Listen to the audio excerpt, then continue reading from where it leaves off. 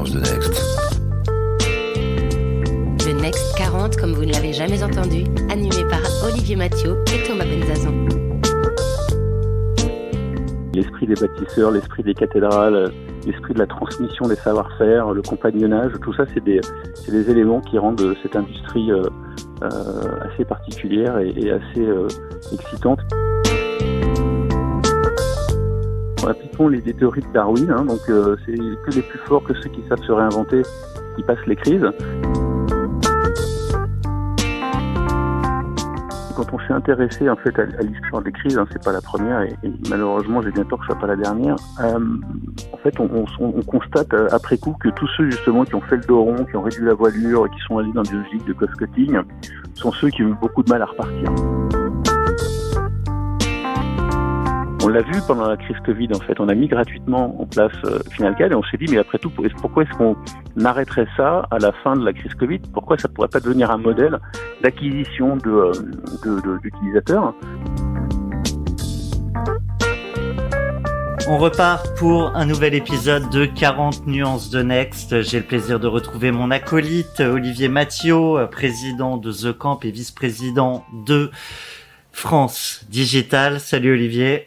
Bonjour Thomas, je rappelle à nouveau que tu es le fondateur de Feuille Blanche et du collectif Les OVNIs et ravi de continuer cette grande collection de 40 nuances de Next qui commence à accumuler des belles success stories et je pense que ça fera date.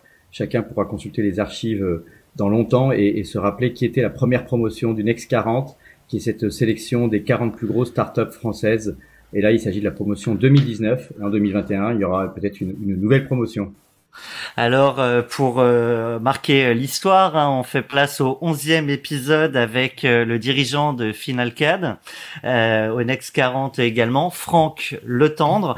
Avant ça, peut-être rappeler qu'on ponctuera cette émission avec des questions de nos partenaires qu'on a toujours le plaisir de citer parce qu'ils portent le message des entrepreneurs encore un peu plus haut et un peu plus loin. J'ai nommé Madines, France Digital, La Tribune et la French Tech.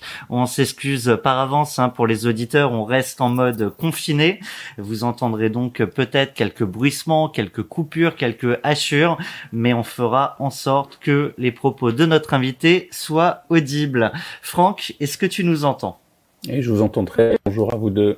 Eh bien, si tu es d'accord, je te propose de démarrer avec notre première rubrique. Beach, oh beach. Beach, oh beach. Franck, quand on a levé 55 millions d'euros, comme c'est le cas de Finalcad, on est évidemment passé par cet exercice incontournable qui est celui du pitch. Pour nos auditeurs, que fait Finalcad? Oui, merci. Alors en fait, Finalcad est un éditeur de logiciels qui s'adresse au marché de la construction, qui est un des marchés les moins digitalisés au monde. Et on adresse à travers notre plateforme collaborative les besoins des gars qui sont sur le chantier, qui ont des problématiques diverses et variées, mais qui sont globalement liées à les problématiques de collaboration. Voilà, on interagit avec beaucoup d'acteurs sur un chantier. Des problématiques de productivité, parce qu'il faut livrer les chantiers à l'heure, puis des problématiques de qualité, parce que finalement, c'est la non-qualité qui va potentiellement impacter les marges sur les chantiers, marges qui sont déjà très très faibles. Donc voilà, on avait identifié des vrais enjeux sur de productivité sur le chantier, mais également des enjeux liés à la qualité de vie sur le site et sur le travail, et d'adresser des gens qui sont finalement très très fiers du savoir-faire qu'ils ont, et de les aider à digitaliser ce savoir-faire. Donc c'est une aventure qui a démarré en 2007 avec trois fondateurs, Jimmy et Geoffroy Louchard, qui sont deux frères, et David Vautrin, et qui sont associés pour finalement numériser les savoir-faire qui étaient sur les chantiers. Voilà, donc cette application, elle a vu le jour à travers une application mobile à l'origine, parce on accède aux solutions Finalcad via un téléphone mobile ou une tablette, dans des conditions qui sont parfois des conditions un peu extrêmes. D'aider chaque personne qui est sur le terrain à être fière de son travail en l'aidant à communiquer avec les différentes équipes et à se débarrasser des tâches à plus faible valeur ajoutée. Bref. Est-ce que excuse-moi Thomas, je me disais, parce qu'on aime bien aussi cet aspect pitch, before and after, et est-ce que Alors toi, tu n'étais pas à l'origine de l'entreprise, on pourra y revenir parce que c'est aussi intéressant comme parcours. Mais avant ça même, est-ce que tu vois une évolution de FinalCAD? On appelle ça nous le pitch before and after dans le sens où est-ce que FinalCAD était pitché de la même manière? Est-ce que ça a évolué à la fois en termes de produits, de services, mais aussi peut-être de besoins du marché? Et est-ce que l'histoire était la même quand elle était racontée par les fondateurs au début? Elle a évolué forcément avec le temps, mais elle est de ce que j'en vois quand je suis moi-même amené à pitcher devant des clients, on est quand même toujours dans la même logique. Faut savoir que le marché de la construction, il n'a pas beaucoup évolué. En tout cas, les techniques de construction sont à peu près les mêmes qu'il y a un siècle, et le digital arrive tout doucement sur le terrain. Et donc l'enjeu, c'est vraiment d'aider les personnes. Voilà, les compagnons, c'est le nom qu'ils ont, d'aider les compagnons à appréhender le digital et à comprendre comment le digital peut les aider dans leur quotidien. Ce qui a évolué dans le pitch, c'était qu'à l'origine, on était vraiment dans la logique de se dire, on a accès à une mine d'or parce que ces savoir-faire, ils sont pas captés, ils sont pas capturés, et à travers FinalCAD, finalement, on engrange de la data, et cette data, c'est en fait tout le savoir-faire des compagnons sur le terrain. Et cette data doit aider les entreprises à standardiser un certain nombre de leurs approches, des contrôles qualité, la façon de faire telle ou telle tâche sur le terrain. Et ce qu'on voit aujourd'hui, la légère évolution, c'est que on se dit que le digital, il doit servir tout le monde sur un chantier. Donc il y a encore que quelques ingés sur un chantier qui utilisent des solutions, là où on pense qu'on peut équiper l'ensemble des parties prenantes et de les faire mieux collaborer ensemble. Aujourd'hui, c'est quoi les points de douleur qui font qu'un directeur de chantier, d'ailleurs peut-être tu peux préciser qui sont tes clients, mais décide un moment de passer par FinalCAD, qui a forcément un coût, et du coup quel retour sur investissement ils peuvent y trouver? Bien sûr. Alors, il y a plusieurs étapes critiques dans les chantiers, mais il y en a une en particulier qui est ce qu'on appelle les phases de réception, en fait. Donc c'est lorsqu'on va constater effectivement un certain nombre de défauts, et comme je le disais précédemment, une grosse partie de la marge d'un chantier va se jouer notamment sur la qualité de la livraison. Et donc nous, on intervient beaucoup dans ces phases qu'on appelle de levée de réserve, où on va finalement plus facilement identifier, on a aussi nous-mêmes des fonctions before-after, identifier un problème, le prendre en photo, le circonstancier, affecter une tâche à un sous-traitant pour qu'il vienne la corriger. Donc en fait, on accélère considérablement le traitement du rework en fait sur les chantiers. Et donc ce qu'on peut constater, c'est que le temps passé à traiter les défauts, il va diminuer entre 15 et 50% sur un chantier. Donc c'est des phases très courtes, mais qui peuvent vraiment faire la différence et permettre de livrer les chantiers plus vite.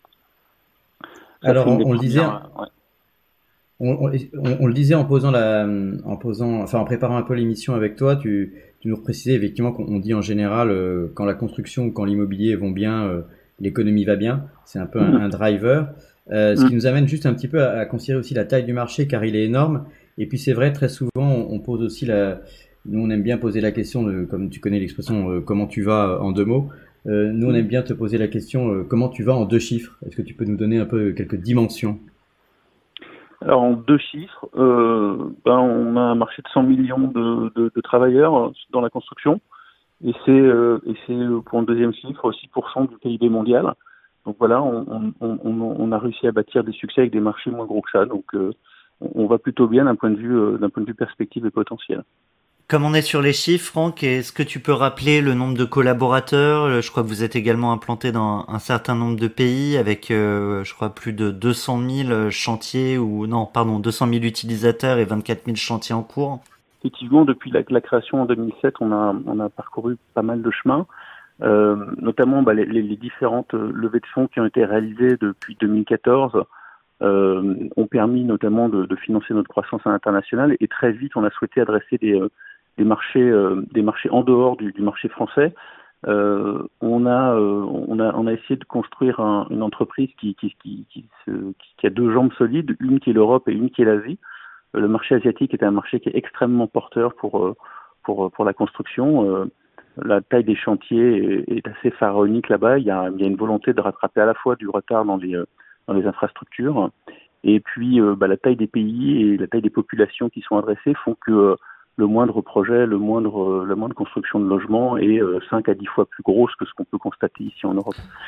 Donc ça, c'est un marché qui est très très fort et très important pour nous, ce qui nous a amené à nous implanter à Singapour. On a déjà une belle équipe aujourd'hui. Et puis plus récemment, il y a 2 ans et demi, à Tokyo, pour adresser les grands constructeurs japonais, d'abord pour leurs activités internationales, puis sur leur marché domestique. On se demande souvent comment les entreprises font leur premier pas à l'international. Donc l'Espagne paraît souvent évidente, comme pas mal de pays limitrophes à la France.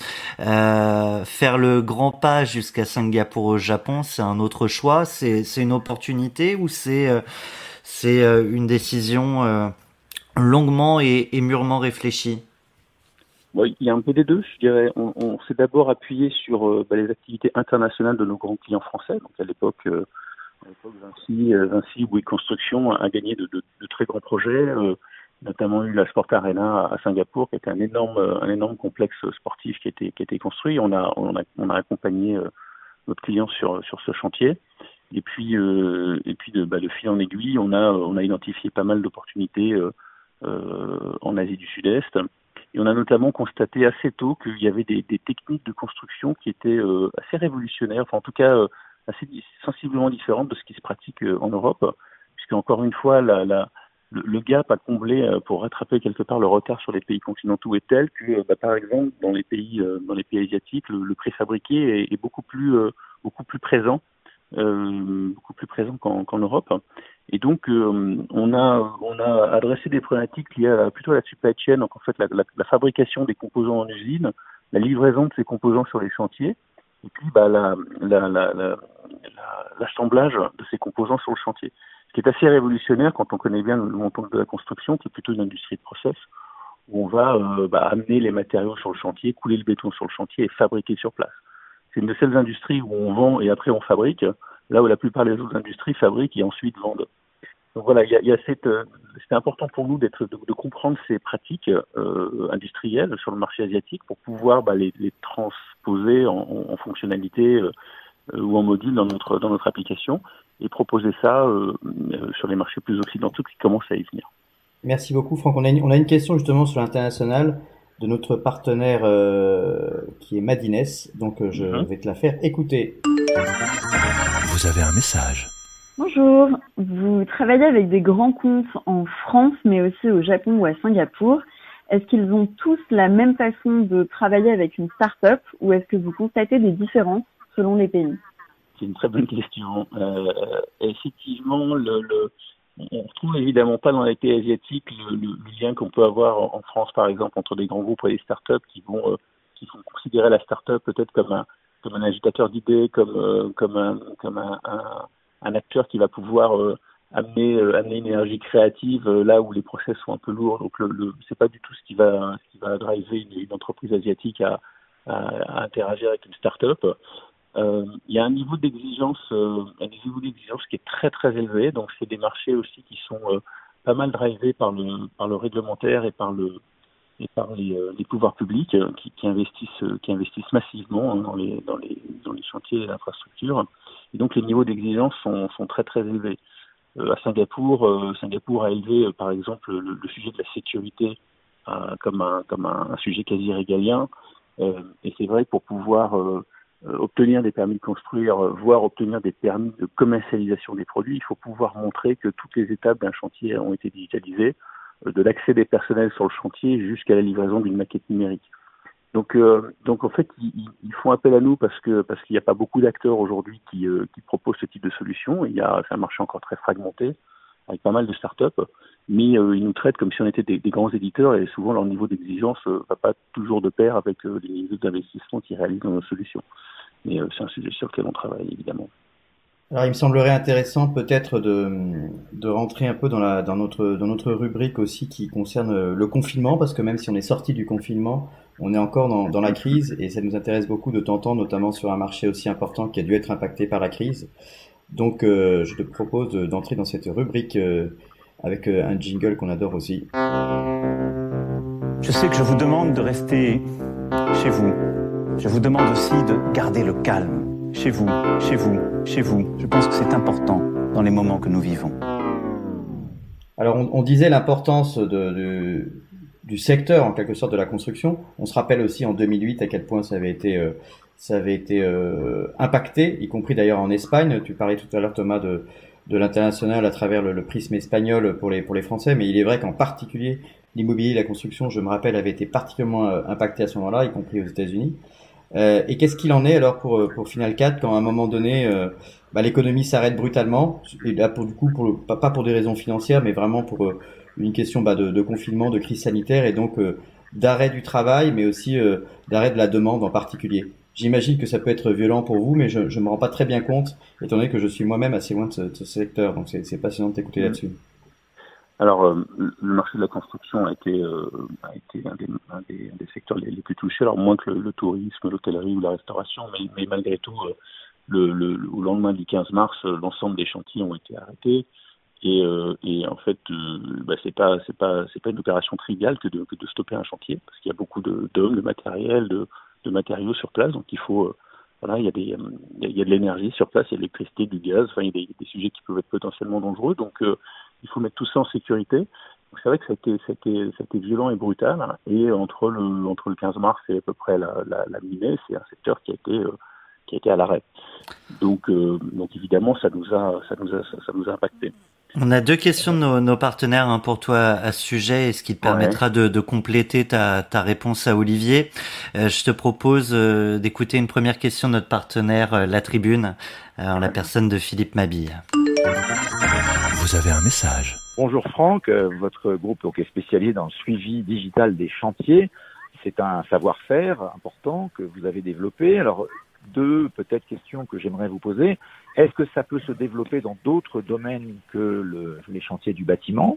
Et puis peut-être aussi nous dire, si la crise sanitaire devait être appelée à durer, est-ce que les outils que vous avez développés permettent d'assurer une meilleure sécurité sanitaire de ces chantiers? Quelles sont les innovations que vous pouvez apporter pour assurer la sécurité des ouvriers et des personnes qui vivent à proximité? Merci beaucoup.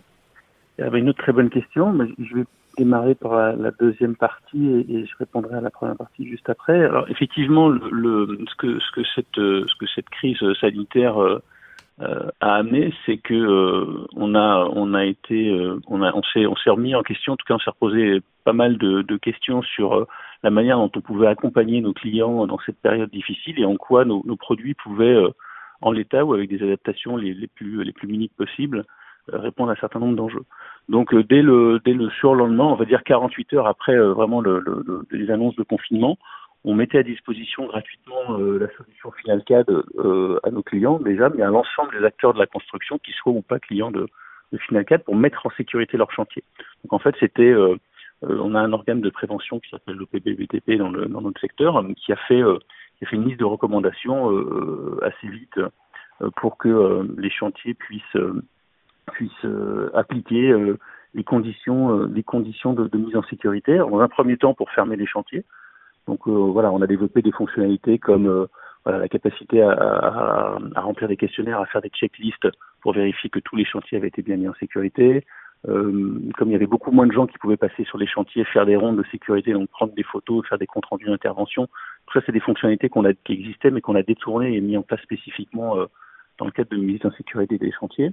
La deuxième étape qui est arrivée quelques semaines plus tard, qui était au moment du déconfinement, où là il a fallu s'assurer que on pouvait redonner accès aux chantiers en respectant un certain nombre de sécurités.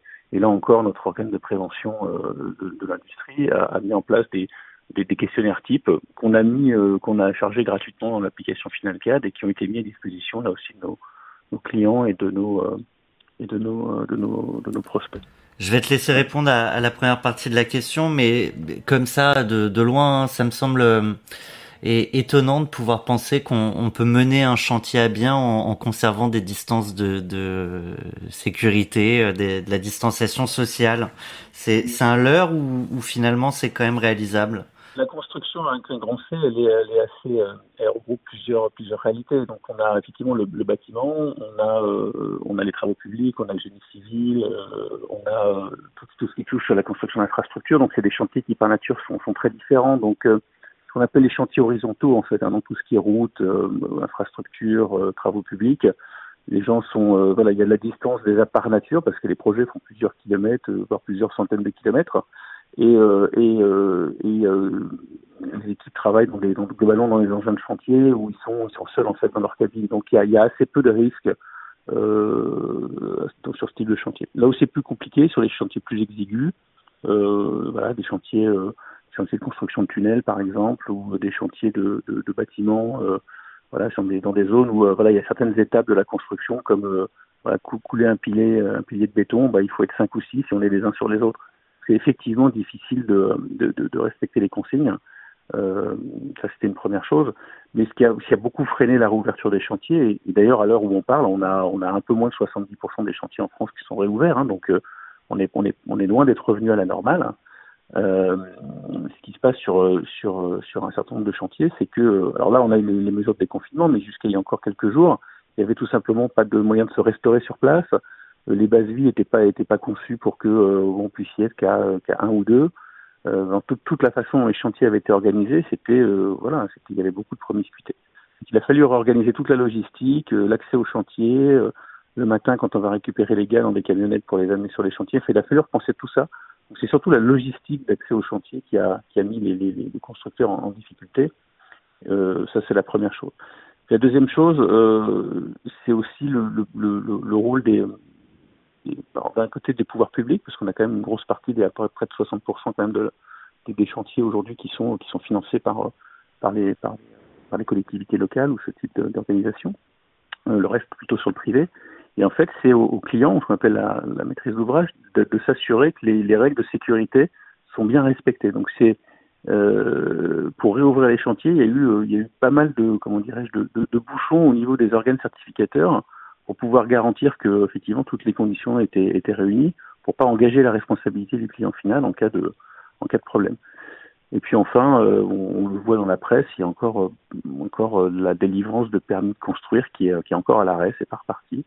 Ça c'est un problème vraiment de fond pour les promoteurs, alors peu moins pour les constructeurs, hein, parce qu'ils ont quoi, les 2 ans de carnet de commandes. Donc la construction est une industrie déjà assez résiliente par nature. Et encore une fois, les carnets de commandes n'ont jamais été aussi remplis, ce qui est un peu un paradoxe en période de crise. Donc en fait, il y a besoin de travailler. Franck, voilà. Quand on fait face à une telle annonce, comme tu l'as dit, le confinement, il y a une nécessité de résilience. Alors il y a la résilience de l'entreprise, mais il y a aussi la résilience potentielle d'un homme. On a une question d'un de tes investisseurs, en la personne de Philippe Ayat de Serena Capital. Je te propose de l'écouter. Vous avez un message. Bonjour Franck, c'est Philippe à l'appareil. Je voulais te poser une question. Je sais quand on a commencé à faire connaissance, tu m'avais dit que tu aimais beaucoup les sports nautiques et la mer, et que tu étais aussi, tu as été officier de réserve dans l'armée de l'air. Donc tu aimes la mer, tu aimes l'air, et pourtant tu as choisi un job très terre à terre puisqu'il s'agit de travailler pour les chantiers et faire sortir de terre des bâtiments. Donc tu maîtrises maintenant les 3 dimensions, la mer, l'air et la terre. Et je me suis toujours demandé comment tu avais pris la chose lorsque la crise du Covid est survenue. Comment tu as pris cette nouvelle? Comment tu es resté optimiste? Comment tu as gardé un œil sur l'avenir? Et quelle est la première chose que tu as dite à tes équipes pour garder le moral? Et je ne doute pas que tes expériences marines et spatiales t'ont aidé à prendre du recul. Donc, qu'est-ce que tu t'es dit quand tu as appris cette triste nouvelle et comment tu as rebondi? Ce qui fait un homme ou une femme, c'est la somme de ses expériences. Et donc, c'est ce qui fait qu'on est tous uniques d'une certaine manière. Est-ce que ces expériences m'ont permis d'aborder cette période de crise un peu différemment? Peut-être. C'est vrai que quand on est marin, on sait que il peut y avoir un coup de grain, il peut y avoir une tempête, même si on vérifie la météo. Et le plus important, c'est d'amener le bateau et l'équipage à bord. Donc, comme pas mal d'entrepreneurs, la priorité, évidemment, ça a été la sécurité de nos équipes et de s'assurer que tout le monde pouvait continuer à travailler dans les conditions de sécurité qui étaient celles qui étaient imposées à l'époque. Ça fait bizarre d'en reparler aujourd'hui, mais si on se replonge vraiment dans l'époque du 15 mars, c'était un choc, quoi. Personne l'a vu venir et on a tous été pris de court. Donc, je pense que dans ces moments-là, et c'est souvent ce que mes équipes me disent, ils me disent t'es tellement flegmatique, on se demande comment tu fais pour garder ton calme par rapport à des sujets aussi particulier. Donc, il faut croire que ma capacité à garder mon calme en toutes circonstances a pu aider. Après, effectivement, l'eau, l'air, la terre, je n'avais pas tout envisagé sous cet angle. Il faut croire qu'il manquait effectivement cette partie-là à mon parcours. Maintenant, je découvre depuis presque un an maintenant une industrie qui est tellement particulière et qui est tellement un esprit de transmission, un esprit de ce qu'on appelle l'esprit des cathédrales, c'est-à-dire des gens qui sont capables finalement de s'engager dans des projets. On le voit par exemple la rénovation on a un de nos clients qui est Jarnias, qui s'occupe qui sont tous les cordistes en fait qu'on voit assez régulièrement, qui interviennent sur des ouvrages comme la rénovation de Notre-Dame. On voit que c'est des gens qui ont un métier, qui sont tellement passionnés, il y a tellement de passion dans cette industrie qu'on a forcément envie de les aider, on a forcément envie de comprendre comment on peut les aider à mieux faire leur travail. Et voilà, l'esprit des bâtisseurs, l'esprit des cathédrales, l'esprit de la transmission des savoir-faire, le compagnonnage, tout ça, c'est des éléments qui rendent cette industrie assez particulière et assez excitante, et en fait un sentiment finalement de fierté de servir et de contribuer à l'évolution de cette industrie. Ouais. Donc voilà, après, qu'est-ce que j'ai dit à mes équipes pour répondre à Philippe? Je me souviens pas si j'ai dit quelque chose en particulier. Ce que j'ai dit, c'est que qu'il fallait pas minimiser en fait ce qui était en train d'arriver, que ça restait quand même la crise la plus grave depuis la fin de la Seconde Guerre mondiale, que personne savait à quoi demain allait ressembler, et que surtout personne savait à quelle vitesse ça allait repartir et quel allait être l'effet domino sur l'industrie. Donc on a une industrie, comme je disais, qui est résiliente. Si impact il pourra peut-être se faire ressentir plutôt à fin 2021, fin 2022, mais il y aura quand même un impact parce que les promoteurs immobiliers vont pas s'en remettre. Il y a un certain nombre d'acteurs qui avaient des trésoreries qui étaient trop faibles, qui auront des difficultés à passer cette crise, et on ne sait pas ce que l'effet domino va créer. Donc ce que je dis aux équipes, c'est soyons vigilants, faisons comme dans toute période de crise, appliquons les théories de Darwin, hein, donc c'est que les plus forts, que ceux qui savent se réinventer, qui passent les crises. Donc c'est le moment pour nous d'accélérer sur des sujets où on s'était peut-être donné un an et demi ou deux, voyons comment on peut les mettre en route maintenant. Et puis sortons de cette crise grandie pour pouvoir repartir plus fort lorsque les signes rouges passeront. Alors justement, Franck, je me permets de t'interrompre parce que là tu nous fais la transition parfaite. On aime bien passer justement de la crise du confinement au monde d'après. Donc je te propose, Thomas, d'envoyer ce petit jingle. I have a dream. Le I have a dream, c'est dans le secteur de la construction, dans le secteur du numérique, etc.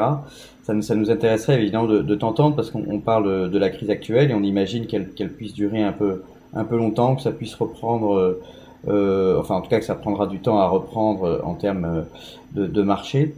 Est-ce que toi tu vois une sortie de cette crise? Est-ce que tu as une visibilité là-dessus à travers ton poste d'observation sur tous ces chantiers et tous ces clients que tu as énumérés? Je rappelle que tu as 24 000 clients, donc ça permet peut-être d'avoir une base statistique qui permet de sentir un peu les choses. Absolument. Alors on a effectivement. Alors ce qui est intéressant, c'est que voilà, comme je disais, il y a eu un coup d'arrêt quand même post 15 mars. Nos clients qui avaient prévu de passer des commandes ou d'acquérir les solutions de FinalCAD nous ont tous dit à ce moment-là, écoutez, ne soyez pas inquiets, mais on réengagera, mais dès qu'on a un peu plus de visibilité. Et c'est vrai que je constate depuis la mi-mai, fin mai, une reprise de l'activité et nos clients effectivement ont reporté en fait leurs actes d'achat. On n'a pas constaté d'annulation pure et dure. Donc ça c'est quand même plutôt un signe encourageant. Après les 2 mois qu'on a perdus, j'imagine comme beaucoup, on pourra pas les récupérer. Donc on anticipe effectivement une année 2020 qui sera une année blanche, on va dire ça comme ça. Mais le côté positif finalement de tout ça, c'est que comme je le disais tout à l'heure, on s'est vraiment soudé très fortement au niveau de l'équipe de direction et de tout FinalCAD en général pour repenser la manière dont on pouvait servir cette industrie. Et là où peut-être avant la crise, des entreprises cherchaient des solutions, en tout cas étaient prêtes à investir sur des solutions qui mettaient beaucoup de temps à être implémentées, qui mobilisaient des budgets importants, qui étaient plus plus lourde à intégrer avec le reste du système d'information. Je pense qu'aujourd'hui et demain en particulier, il y aura une attente à ce que les solutions soient disponibles, où il y ait très peu de training, où les gens se les approprient, les équipes se les approprient très facilement et où elles peuvent être implémentées de façon très rapide. Franck, tu parles d'une année blanche, tu parles d'un secteur forcément qui va ralentir sur les 2 prochaines années. Du coup, en tant qu'acteur majeur du secteur, est-ce que c'est le moment où on réduit la voilure et on fait le dos rond, ou c'est aussi un moment où on décide d'investir sur l'avenir et peut-être gagner aussi des parts de marché? Quand on s'est intéressé en fait à l'histoire des crises, c'est pas la première et malheureusement j'ai bien peur que ce soit pas la dernière. En fait, on constate après coup que tous ceux justement qui ont fait le dos rond, qui ont réduit la voilure et qui sont allés dans des logiques de cost-cutting, sont ceux qui ont eu beaucoup de mal à repartir. Et en fait, chaque crise voit naître des nouveaux leaders, et ces leaders sont en général ceux qui ont réussi à se réinventer, à garder le souffle pour innover, et c'est cette direction dans laquelle j'ai essayé de faire aller Finalcad là depuis 2 mois et demi, 3 mois. Et par exemple, voilà, pour illustrer en tout cas ce propos, notre go-to-market, enfin notre pénétration du marché, c'est toujours fait à travers dans des logiques d'abonnement. Enfin, on souscrit à un service Finalcad pour utiliser la plateforme, et c'est un service qui est payant. Et en fait, on s'est dit, voilà, on est dans une année où les entreprises auront plus forcément les budgets. Nous, on va être confrontés à des entreprises qui vont faire le dos rond, parce que des grands groupes vont probablement passer par ces étapes.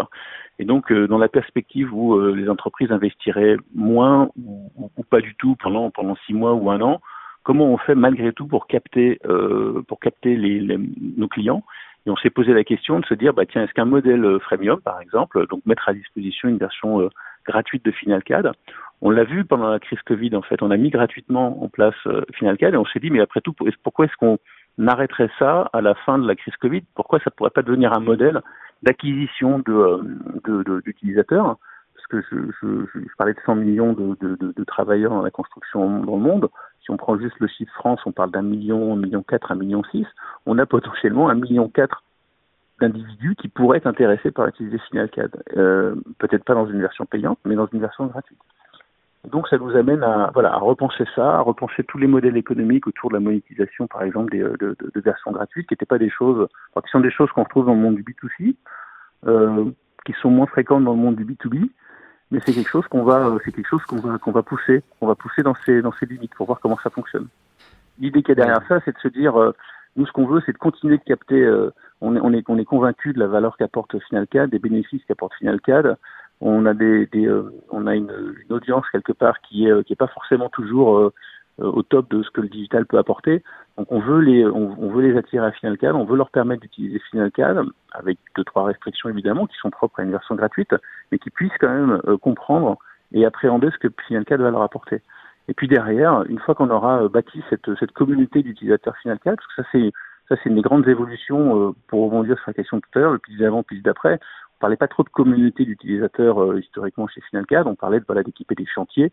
Là, on est en train d'essayer de s'extraire de cette notion de chantier par chantier, mais au contraire d'adresser les problématiques d'une communauté d'utilisateurs qui sont des utilisateurs dans les métiers de la construction, qui ont à peu près tous les mêmes problèmes, c'est d'accéder à des ressources humaines, d'accéder à des matériels, d'accéder à des matériaux, d'accéder à un ensemble de services qui leur permettent de réaliser leur quotidien.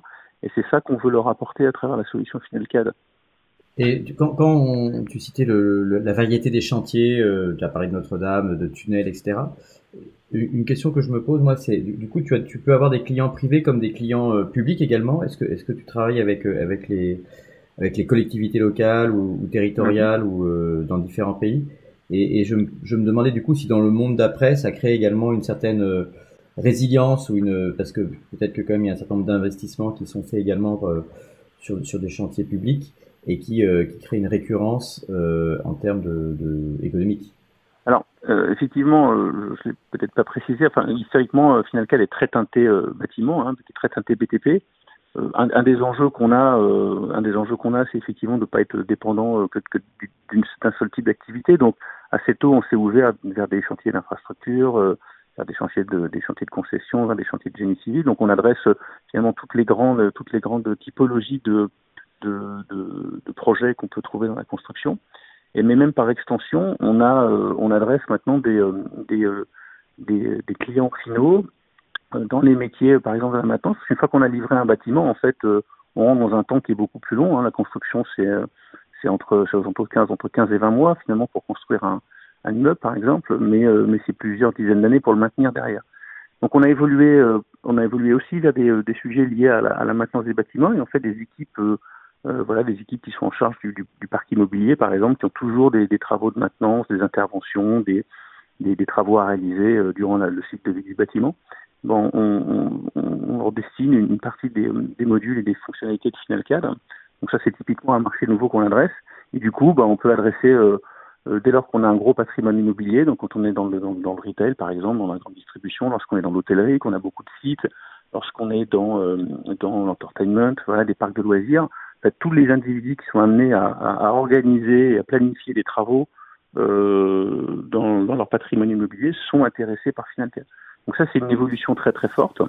Et puis le donneur d'ordre public, il a toujours été notre client, donc on équipe soit l'entreprise générale qui réalise les travaux, qui a besoin de coordonner ses sous-traitants, soit on peut équiper effectivement la maîtrise d'ouvrage, qui peut être tantôt privée, tantôt publique, et qui a besoin d'avoir de la visibilité sur ce qui se passe sur le chantier, ou qui a besoin d'interagir avec les différentes parties prenantes.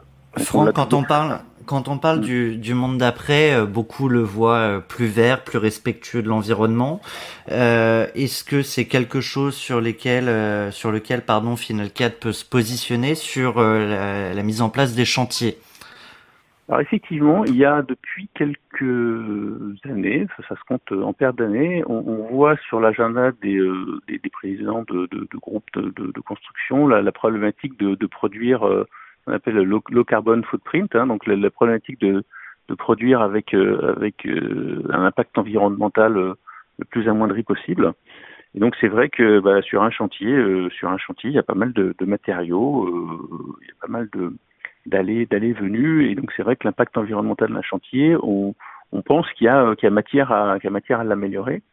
Et donc au titre des évolutions sur lesquelles on est en train de travailler, c'est de voir comment on peut aider les grands acteurs, enfin les acteurs de toute taille d'ailleurs, à mieux maîtriser leur consommation carbone. Donc ça passe par des sujets, par exemple, de mieux contrôler les entrées et les sorties de camions, par exemple, sur les chantiers. Il y a beaucoup d'allées et venues de camions. Parfois, ils sont pas pleins. Donc c'est des choses. Comment est-ce qu'on peut contrôler, qu'on maximise les allées et venues des camions sur un chantier. C'est également Excuse-moi Franck, sur la question en fait de l'écologie, très souvent on dit qu'effectivement le BTP c'est un des plus gros pollueurs avec l'agriculteur du monde, tout secteur confondu, et c'est principalement, me semble-t-il, à cause des déchets. Alors j'imagine effectivement les camions, le transport, c'est la question du carbone, peut-être de la mobilité électrique ou de la réduction des trajets. Mais il y a un gros sujet, je pense quand même, autour des questions des matériaux, des ciments, du traitement des métaux, etc. Les déchets, effectivement, il y a des sujets autour de l'économie circulaire aussi, d'essayer de créer un environnement autour du chantier qui soit plus vert, plus vertueux. Donc c'est des sujets. Alors c'est pas des sujets d'où on vient historiquement. On est quand même dans l'organisation des chantiers, donc dans toute la partie, on va dire, productivité, collaboration sur le chantier.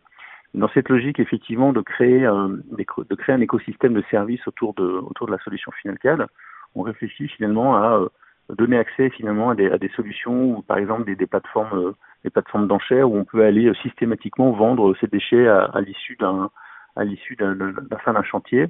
Et donc cette logique-là, pour les faire rentrer dans un cycle, dans un circuit de recyclage, plutôt que de les bénir, par exemple. Il y a comme ça pas mal de solutions qu'on est en train d'évaluer. L'idée, c'est de facilement, depuis l'application FinalCAD, donner accès à ces services auxquels l'utilisateur n'aurait pas forcément pensé, et d'ailleurs, par voie de conséquence, créer aussi de nouvelles mécaniques de monétisation pour FinalCAD. Donc c'est un sujet, c'est effectivement un très très gros sujet. Il y a une prise de conscience réelle qui est, et comme on dit, déjà accepter le problème, c'est l'avoir à moitié résolu. Et donc on a des discussions qui sont en cours avec nos clients pour voir comment on peut faire évoluer nos solutions pour qu'ils puissent mieux gérer cette partie-là de leur activité. Franck, merci pour cette découverte de Finalcad et de ses enjeux passés et futurs. Je te propose maintenant, si tu le veux bien, on y tient beaucoup sur 40 nuances de Next, de découvrir l'homme derrière l'entreprise. On se retrouve donc sur le canapé. Allez, relaxez-vous. Et maintenant, on parle de vous ? J'aurais envie de te dire qui es-tu, d'où viens-tu, mais je te propose de démarrer avec une question qui en répondra en partie et qui fera le lien avec la boîte, avec une question de Loïc Rivière de Tech in France. Je te propose de l'écouter. Vous avez un message. Salut Franck, j'ai croisé beaucoup d'entrepreneurs à Tech in France comme tu sais, et tu es l'un des seuls à avoir cumuler le leadership d'une start-up, d'une scale-up et d'une filiale de grandes compagnies américaines. Comment est-ce que dans ton itinéraire personnel, ces différentes expériences se sont complétées et enrichies mutuellement d'un contexte à l'autre ? Peut-être qu'on peut citer les fameuses boîtes, il y a notamment Dropbox. Absolument, oui. J'ai effectivement, je considère avoir eu la chance d'avoir accumulé beaucoup d'expériences différentes et d'avoir vécu à la fois la solitude d'être l'employé numéro 1 pour ouvrir la filiale d'une start-up, mais également celle de devoir vendre ses convictions à des comités de direction de grands groupes. Donc voilà, j'ai fait le grand écart tout au long de ma carrière qui a démarré il y a j'ose pas le dire, 25 ans maintenant. Et c'est quoi qui est le plus agréable entre toutes ces options ? Je sais pas. Je crois que en fait, ce qu'il y a de bien, j'avais une réponse qu'on m'avait faite quand je suis rentré chez Dropbox, effectivement précédemment, avant Finalcad, j'ai géré toute l'activité B2B de Dropbox en Europe. Donc j'avais des équipes en France, en Angleterre, en Allemagne, en Irlande, un peu partout, et j'avais été assez surpris parce que voilà, quand Dropbox vous explique à un moment qu'il y a des centaines de candidatures qui ont été passées en revue et tout ça, et donc à un moment on pose la question pourquoi moi, et mon boss de l'époque m'avait répondu quelque chose qui m'avait surpris. Il m'a dit écoute, ce que j'ai aimé c'est que tu as un profil non linéaire. Alors là, je me suis dit, ça veut dire quoi un profil non linéaire? Il m'a dit t'as fait les deux, t'as fait des grandes boîtes qui t'ont structuré, donc t'as appris à structurer la vente, le go-to-market, le marketing, interagir avec des grosses équipes de développement. Mais t'as également bossé dans des startups, et ça c'est pas si fréquent que ça, parce que voilà, on trouve des gens qui ont fait toute leur carrière dans des grands groupes, ou des gens qui ont fait que des startups et qui effectivement peut-être au moment où il faut accélérer, au moment où il faut ouvrir des pays, au moment où il faut structurer un certain nombre de process, on peut peut-être vite atteindre des limites ou un plafond de verre. J'ai fait les deux, donc on va dire que ça m'a enrichi tout au long de mon parcours. Ce qui est intéressant, Franck, peut-être je vais t'interrompre parce que ça me permet d'arriver sur une question qu'on avait abordée un tout petit peu avec toi, mais c'est intéressant aussi que ton arrivée à Finalcad, qui est un peu emblématique de ce parcours non linéaire d'une certaine manière, puisque toi tu es pas un des fondateurs de Finalcad. Est-ce que tu peux nous raconter comment tu es arrivé là et comment ça se passe? Parce que ça arrive que dans Next 40, on a certains des entrepreneurs PDG qui sont encore à leur poste opérationnel, et on a eu le cas, je cite par exemple Pascal Gauthier pour Ledger, qui lui était un investisseur, un business angel de Ledger, et qui a finalement succédé au poste de CEO à l'archevêque, à Eric Larchevêque qui était le fondateur. Donc comment est-ce que ça s'est passé pour toi? Et c'est intéressant de voir aussi et d'expliquer un peu à nos auditeurs que voilà, quand une entreprise grossit, il peut y avoir des changements de gouvernance. Parfois c'est à l'initiative des fonds d'investissement, parfois c'est les fondateurs qui veulent aussi se faire épauler. Enfin, il y a plusieurs cas de figure, et c'est intéressant d'en parler également sans tabou. Bien sûr. Donc je suis arrivé effectivement chez Finalcad consécutivement à la série C en fait. Donc quand on a deux investisseurs clés qui sont rentrés chez Finalcad, qui sont Cathay Innovation et qui est un fonds sino-français, et puis Draper Esprit qui est un fonds coté anglais, et qui ont souhaité après un peu plus de 10 ans passés par les fondateurs à faire grandir Finalcad, muscler l'équipe de direction, en tout cas apporter des compétences nouvelles pour l'entreprise. Comme je disais tout à l'heure, cette problématique de créer une base d'utilisateurs, d'être vraiment sur les logiques d'usage, de comprendre comment on peut atteindre très vite un grand nombre d'utilisateurs et monétiser cette base installée. Ça, c'est clairement quelque chose que j'apporte de mon expérience Dropbox, et c'est quelque chose que les investisseurs avaient en tête pour faire accélérer FinalCAD. Donc c'est ce qu'on est en train de réaliser aujourd'hui. Après, c'est vrai que moi j'ai toujours eu un profond respect, une admiration sans borne pour les gens qui entreprennent, qui créent. On va dire que à mon modeste niveau, je suis aussi dans cet état d'esprit d'être constamment en train de créer, de tester, parce que je pense que c'est que finalement que comme ça qu'on peut faire progresser, et qu'il y a que les individus qui ont des rêves qui font avancer le monde.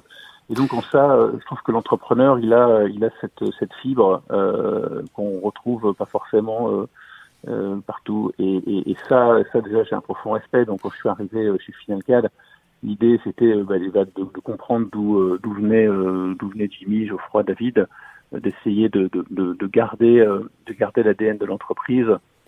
Et voilà. C'est compliqué c'est compliqué de garder ce qu'est l'entreprise tout en apportant sa touche. Ça pose forcément des questions. Oui, bien sûr. On peut d'un côté, on peut tenter de faire table rase du passé en disant avant c'était pas bien et demain ce sera mieux. Mais moi, c'est pas trop ma façon de faire. Encore une fois, j'ai trop de respect pour ce qui a été construit. Après voilà, il y a des évolutions en fait à faire, à processer, et c'est en ça qu'on travaille bien ensemble, d'essayer de comprendre déjà de créer un environnement de travail où la confiance règne en maître mot. Donc je pense que c'est le premier élément qui est peut-être le plus difficile finalement à créer, parce qu'on arrive là surtout quand il y a un trio, hein, c'était pas un fondateur, c'était 3 fondateurs. Donc on peut imaginer le niveau de lien, et le fait qu'ils soient extrêmement soudés et qu'ils se soient soudés dans l'adversité, évidemment, comme tout entrepreneur. Donc, il faut trouver sa place en se disant, est-ce que je suis le 4e? Est-ce que j'apporte quelque chose de différent? Est-ce que voilà, aussi de retrouver, de comprendre quelles sont les vraies compétences des uns et des autres, et de leur trouver la meilleure place dans l'organisation pour qu'ils puissent aider à la fois à faire la transition entre le passé et le futur, en fait. Je suis un transmetteur, et c'est ce rôle que je joue tous les jours. Hein. Franck, tu évoquais les rêves des entrepreneurs. Moi, je serais curieux, et ça nous permettra de revenir un peu plus en amont dans la vie de Franck Le Tendre. C'était quoi tes rêves de gosse? Jouer de pompier. Tu vois, donc j'ai pas réalisé mes rêves. Non, quand j'étais enfant, ouais, j'ai eu la chance, en gros, je considère que c'est une chance d'avoir un père entrepreneur. Voilà, donc j'ai connu voilà l'absence de frontières entre le privé et le perso. C'est quand on est entrepreneur, finalement son entreprise c'est sa vie, et donc du matin au soir, ce sont les sujets qui émaillent le quotidien. Donc voilà, j'ai un père qui s'est construit de rien, qui est vraiment l'archétype du self-made man, comme on dit, et qui m'a toujours emmené avec lui, et donc j'ai plus passé mes vacances à l'aider dans son travail qu'à aller profiter de tel ou tel loisir, même si j'ai manqué de rien, évidemment. Et donc du coup ça m'a très tôt ouvert l'esprit à ce que c'est que l'entrepreneuriat. Après, mes parcours de vie ont fait que je me suis jamais trouvé en situation, ou en tout cas, j'avais jamais considéré avoir l'idée mirobolante qui permettait de lancer un business. Donc, je me suis construit autrement. Mais voilà, quand j'ai eu l'opportunité de rentrer chez FinalCAD, c'était pour moi pas un aboutissement, mais en tout cas la possibilité de faire la synthèse de tout ce que j'avais pu acquérir comme expérience auparavant, et de prendre le bon de toutes mes expériences et de l'appliquer à FinalCAD. Parce que là, du coup, tu parles de la construction de ta personnalité, donc à travers l'éducation et les inputs aussi paternels. Et quel rôle a joué ton éducation finalement, ou voire ta formation, sachant qu'en plus dans la première partie de ton podcast, Philippe Ayat nous rappelait que tu es aussi passé par l'armée. Et donc, quels sont les moments forts, ou qu'est-ce que tu pourrais redire ensuite à des futurs entrepreneurs, dirigeants d'entreprise, sur ce que tu as appris, à quel moment, par qui? Qu'est-ce que tu retiens de tout ça? Ouais. Alors, il y a un autre élément pour le coup, je sais que j'en ai parlé avec Philippe, qui était aussi mon passé sportif. J'ai passé pas mal 15 ans à faire du sport de haut niveau, et j'étais athlète, enfin au sens de l'athlétisme. Et ce que j'ai d'ailleurs par la suite dans mon parcours, j'ai souvent tu étais dans quelle discipline de l'athlétisme? Décathlon. D'accord, mais j'ai été assez complet effectivement, donc beaucoup d'entraînement, 15 heures d'entraînement par semaine. Et en fait, ce que j'ai vraiment appris, et j'en parle souvent autour de moi, c'est qu'en fait, on est vraiment la somme de ce qu'on répète. Et l'entraînement, et les sportifs le savent, hein, surtout les sportifs de haut niveau, c'est la quantité d'entraînement qui fait que le jour J, on est prêt. Et on est la somme de ce qu'on a réussi à répéter. Et ça, c'est vraiment un enseignement que j'ai eu tout au long de ma carrière. Se préparer, être prêt pour le jour J, laisser assez peu de place à l'improvisation. En fait, c'est des choses qui m'ont pas mal forgé. Et puis il y a l'esprit aussi. Je trouve qu'il y a chez les sportifs en particulier, mais qu'on retrouve aussi chez les militaires d'ailleurs. J'ai retrouvé ça. C'est l'esprit d'équipe, l'esprit de corps, le fait que on peut arriver à rien seul. Qu'il y a un moment effectivement où l'effort il est individuel, mais qui répond à des enjeux d'un collectif. Donc la puissance du collectif, l'esprit de corps, l'esprit d'équipe, être là pour ses équipes, ça c'est des choses qui sont très très importantes pour moi et qui m'ont. En même temps, le décathlon c'est quand même un sport, c'est un sport de performance individuelle. Donc là, quand tu parles d'équipe en rapport avec le sport, c'est parce que tu vis en équipe au niveau des entraînements, quoi. Oui, alors, mais c'est pas ça. D'abord, il y a des équipes, on n'est pas seul. Enfin, quand on fait de l'athlétisme, il y a son entraîneur, il y a son coach, il y a les autres sportifs autour de vous, donc on est jamais seul. Quand on fait des compétitions, moi j'ai fait notamment pas mal de compétitions au niveau équipe de France, donc il y a toute la partie appartenir à l'équipe de France, ça c'est quand même pas rien. Donc on a ça, et puis en fait c'est la qualité de sa performance inspire les autres et vice versa. Donc il y a un vrai, même dans les sports collectifs, même dans les sports individuels, il y a un esprit de collectif qu'on retrouve, je trouve, chez beaucoup de sportifs. Évidemment, entre un volleyeur et un tennisman, il y a 2-3 différences. Mais voilà, donc ça c'est des choses qui sont importantes pour moi, qui m'ont fait. Et puis voilà, après chez les militaires, ça peut paraître un peu, effectivement, quand on parle start-up, plus jeune génération, c'est vrai que le sense of command, tu vois, c'est avoir une chaîne de commandement, mine de rien, même si on essaie de l'avoir, en tout cas chez nous, la plus ligne possible, et pas de multiplier les différentes strates. On est évidemment petit et agile, mais c'est très important que chacun connaisse sa mission, ses objectifs, sache et comprenne que ce qu'il fait, ça a un impact sur le travail de ses collègues. Et ça, c'est des choses que j'essaye aussi d'injecter chez Finalcan. On ressent à travers, j'irais presque à travers ton intonation et ta voix, effectivement, ce que tu disais tout à l'heure dans la gestion de tes équipes. Tu as un flegmatisme qui est assez prégnant, tu vois, y compris dans une émission de radio. Et peut-être que effectivement le sport de niveau, la concentration, le travail en équipe, ce que tu décris sur l'armée, et puis ton parcours non linéaire, ça crée cette personnalité qui est finalement peut-être assez atypique. Et du coup, on a envie de la bousculer un peu avec la nouvelle rubrique que je te propose là. Donc tu vas entendre ce petit jingle. Waouh! Alors c'est la rubrique qu'on appelle la claque. Parce que très souvent, quand on se présente en tant que chef d'entreprise, entrepreneur, on présente son parcours, donc on présente plutôt les bons côtés. C'est le jeu du média training. Alors je sais pas si tu as fait du média training, mais enfin en tout cas tu t'exprimes très bien, on sent que tu es très structuré. Pour autant, on le sait, à travers un parcours comme le tien, et c'est vrai en général de tout le monde, il faut pas se leurrer, on a pu aussi avoir des difficultés. Alors est-ce que tu es capable de nous raconter une claque, peut-être la plus récente, ou alors la plus monumentale, parfois ça date de l'enfance, un échec ou quelque chose dont tu as eu peut-être du mal à te remettre, mais qui t'a peut-être aussi formé et construit? Oui, évidemment, on a des hauts, des bas. Je pense que j'ai eu mon premier vrai échec perso, ça a été malheureusement le divorce avec la mère de mes enfants, parce que j'étais convaincu que je passerais toute ma vie avec une seule et même compagne. Et c'est vrai que voilà, j'ai pas mal déchanté le jour où j'ai dû passer à travers ça. Donc c'était un épisode personnel qui n'a pas été très facile. Très honnêtement, il m'a fallu beaucoup de temps pour m'en remettre. Voilà, retrouver un équilibre de vie, enfin voilà, tous ces repères, toutes ces convictions qui sont chamboulées. Enfin, j'imagine pas le seul, malheureusement, à être passé par là. Et c'est vrai que ça c'est dans ma vie perso quelque chose qui m'a profondément marqué. Que Franck, voilà, et qui aurait pu me faire briller professionnellement. Mais bon, j'ai réussi à gérer évidemment. Mais c'était compliqué. C'était ma question, c'est ce que dit typiquement, c'est le genre de sujet personnel qui impacte forcément négativement aussi la vie au travail, ou est-ce qu'on se plonge dans le travail pour oublier?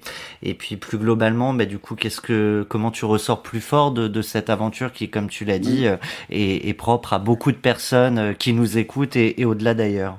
Ouais, comme tu disais, c'est des sans tabous. Je pense que on est dans un monde où, c'est des sujets qu'on peut aborder sans forcément ça remettre tout en question. Non, c'est vrai que pour le coup, moi, je me suis beaucoup plongé dans le travail, ce qui aurait pu créer un deuxième effet secondaire pour l'année ou l'année qui a suivi, je suis plus très bien, mais je crois, je faisais le compte, j'ai dû faire une centaine de vols dans l'année. Je me suis mis à aller partout pour avoir des clients, mes équipes et autres. Et je suis vraiment passé de deux doigts du burn-out, je pense. Et donc, ça m'a aussi fait prendre conscience de l'importance d'équilibre entre le pro et le perso. Et en fait, aujourd'hui, si je me compare, il y a peut-être 10 ou 15 ans, c'est quelque chose qui est extrêmement important pour moi, de trouver cet équilibre, parce que sinon, je suis pas performant. Donc, voilà, il faut, je sais pas si ça peut faire office de conseil aussi là-dessus, mais voilà, trouver un équilibre, arriver à prendre du temps pour soi, et du coup, on n'en est que plus disponible derrière pour ses équipes. Donc, je pense que ça, c'est un des enseignements que j'ai pris de ces différentes claques. Franck, quand tu parles d'équilibre, c'est forcément que c'est ni noir ni blanc, que c'est tout en nuances. C'est ce qui nous fait une bonne transition pour la carte blanche. Je crois que tu vas chercher la nuance en questionnant le digital comme source de progrès ou d'inquiétude. Je te propose de laisser libre cours à ta carte blanche juste après ce jingle. Carte blanche pour 40 nuances de Next. Alors, effectivement, comme je disais tout à l'heure, ça fait plus de 20 ans, 25 ans que je suis dans le monde du digital. Alors, ça fait pas trop comme ça à l'époque, mais peu importe. Et en fait, donc j'en parle beaucoup autour de moi. C'est évidemment des sujets de discussion qui arrivent très vite. Et je suis assez marqué par une espèce de schisme qui est en train de s'opérer entre, d'un côté, des gens qui pensent que la technologie est vraiment une source de progrès, et l'autre côté, une autre moitié, c'est des personnes qui sont beaucoup plus négatives par rapport à la place que la technologie prend dans nos sociétés. Et là où dans l'iconographie des années 60-70, on voyait le progrès avec des robots qui nous aidaient, avec on pouvait des voitures qui volaient dans l'espace, avec une vision finalement très enchanteresse et très très positive du futur. Je trouve qu'aujourd'hui, elle est beaucoup plus anxiogène, et on se pose la question de Big Brother, je suis espionné toute la journée, j'ai plus de limite entre mon pro et mon perso, justement. Mon travail, il est dénué de sens. Et ça m'interpelle beaucoup. Et je me dis finalement, est-ce que la technologie peut vraiment réconcilier l'humain avec ce pourquoi il est là? Est-ce qu'on peut trouver un moyen, nous, en tant qu'entrepreneurs dans le monde de la tech, de réduire finalement la surcharge cognitive qui est induite par la technologie? Parce que la réalité, c'est que finalement, on est bombardé toute la journée sur son téléphone, sur ses emails, sur ses différents réseaux sociaux, et qui sont des vraies sources de distraction, et qui finalement délivrent l'inverse de la promesse, qui était finalement une promesse d'aider à être plus productif, d'aider à être mieux organisé, et j'en passe des meilleurs. Donc voilà, c'est comment finalement nous, en tant qu'acteurs du digital, on peut se mettre le digital au cœur de l'humain, et se servir du digital pour apporter finalement du bien-être au travail, parce que je pense que c'est une condition sine qua non pour qu'on évolue.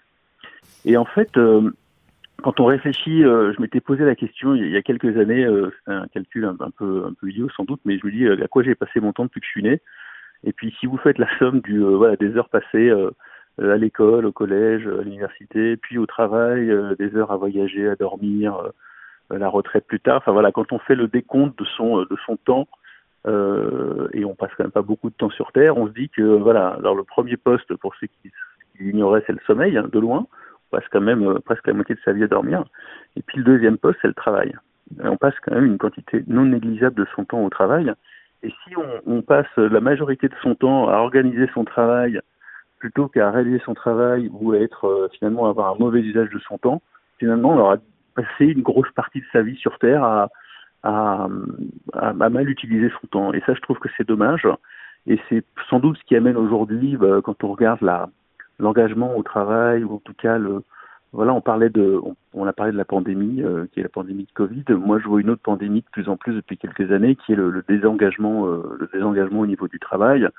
Où voilà, j'avais eu l'occasion de mener des enquêtes dans des expériences précédentes, et on constate qu'il y a quasiment 2/3 des travailleurs qui se disent démotivés au travail. Il y en a 1/3 des gens qui disent avoir déjà fait un burn-out. Il y a quasi 70% des personnes qui pensent que voilà, les objectifs sont pas tenables ou qu'il n'y a pas de sens. On commence à parler des bullshit jobs. Enfin, voilà, on sent qu'il y a quand même une espèce de tendance, de vraie tendance au surmenage, ou en tout cas un questionnement de fond sur le sens du travail, sur le sens finalement de ce monde hyper connecté dans lequel on vit. Et moi, ça m'interpelle. Et c'est quelque chose qui me drive quand même pas mal quand je pense technologie, quand je pense évolution du produit. Et voilà. Et on a tous un rôle à jouer, me semble-t-il, dans le monde de la tech. Et il faut être optimiste, parce que moi j'ai toujours considéré que l'optimisme était une stratégie pour rendre un futur meilleur, et que si on ne croit pas que le futur va être meilleur, évidemment, il est assez peu probable que quelqu'un se lève et prenne ses responsabilités pour le rendre meilleur. Donc voilà, à mon modeste niveau, j'apporte ma pierre. Est-ce que, en une phrase assez courte, une réponse assez courte, parce que je vois le temps filer, tu pourrais nous dire finalement ce que toi, Franck, en dehors de FinalCAD, tu souhaites faire de ton temps à venir? En une phrase courte, je suis rentré dans une étape de ma vie où j'ai envie de transmettre, en fait. J'ai beaucoup accumulé, j'ai pris beaucoup de plaisir à apprendre, à comprendre, à réaliser mes différentes... à réaliser d'une manière générale, à construire. Voilà, maintenant mon plaisir, c'est s'identifier des personnes qui ont une belle personnalité, un beau parcours, des belles idées, et puis les accompagner et leur apporter quelques conseils ici ou là pour qu'ils évitent potentiellement de faire les mêmes erreurs que les miennes. Alors du coup, comme tu es sur cette question de la transmission, ça tombe bien parce que on conserve toujours pour la fin du podcast 40 nuances de Next une rubrique qui sera un peu une transmission, la transmission du témoin, comme on dirait en athlétisme dans le relais, auprès d'une femme entrepreneur. Donc c'est la rubrique Sista. Donc je lance le générique et ensuite tu pourras nous dire quel Sista tu as choisi et également lui poser une question.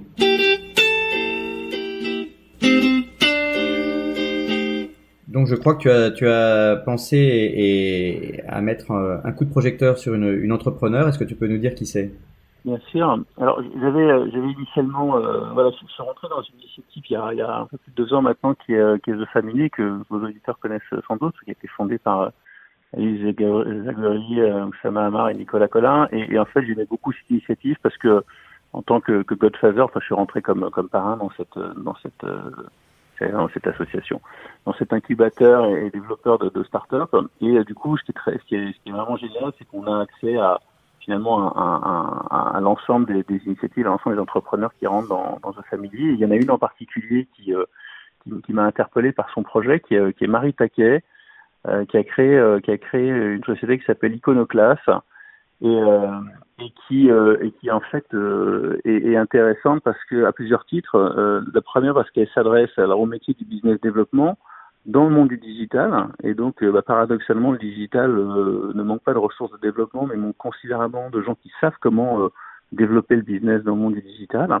Donc là, elle s'est spécialisée là-dedans, mais ce qui rend son initiative encore plus unique et encore plus attirante de mon point de vue, c'est que elle a considéré que le système éducatif, notamment dès qu'on rentre dans les études supérieures, peut provoquer des barrières, notamment à cause du coût des études. Donc elle a créé Iconoclass, où le concept c'est on rentre avec la garantie d'avoir un travail et un CDI à l'issue de sa formation, qui est une formation, un cursus très resserré qui dure 1 an, et en fait on ne paye son cursus scolaire que lorsqu'on a eu un travail. Voilà, et donc je trouve que ça donne une chance à tous, et que c'est une belle initiative, et que quand on l'écoute présenter son parcours, son idée, c'est très enthousiasmant.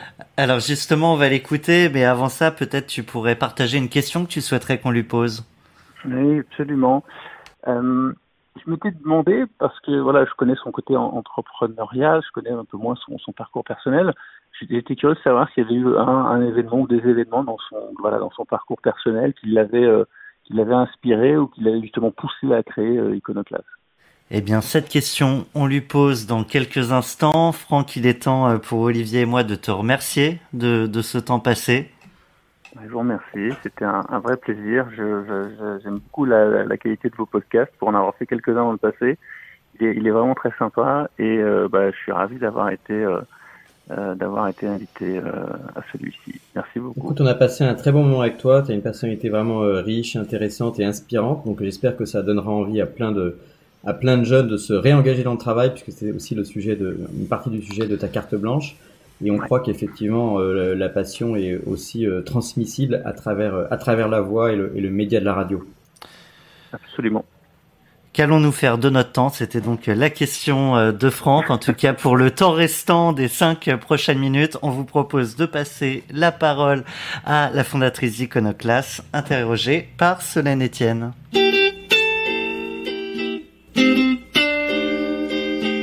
Aujourd'hui, j'ai donc le plaisir de rencontrer, au moins vocalement, la fondatrice d'une école de commerce d'un nouveau genre, j'ai nommé Marie Taquet, fondatrice d'Iconoclast. Marie, bonjour.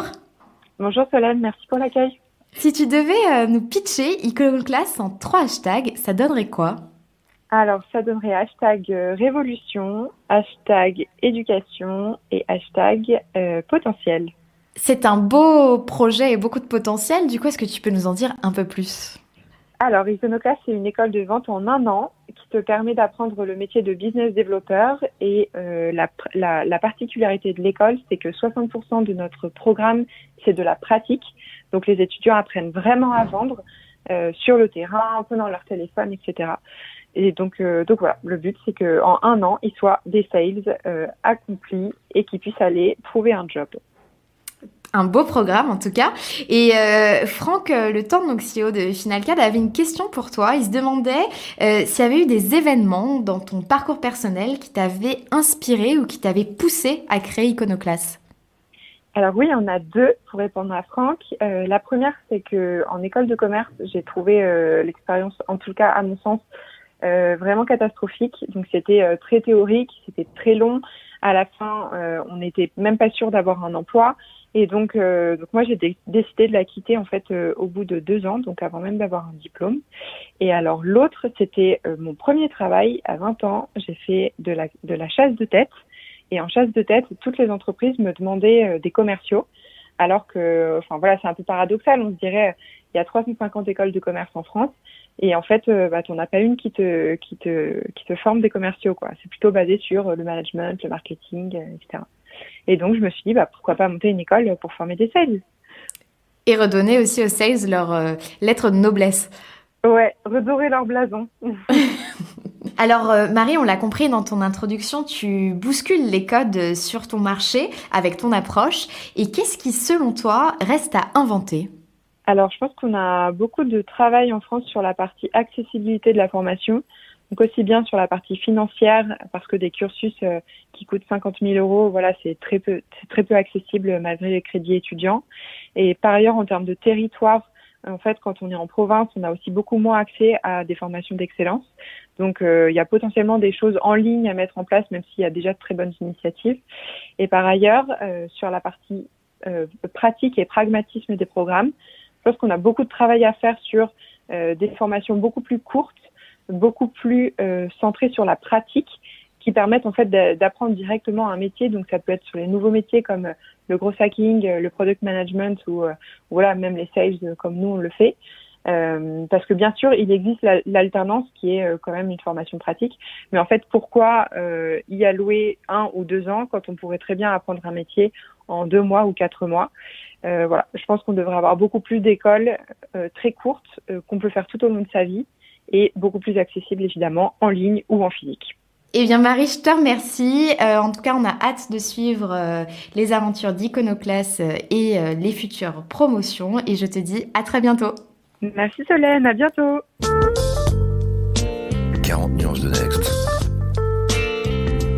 Le Next 40, comme vous ne l'avez jamais entendu, animé par Olivier Mathieu et Thomas Benzazon.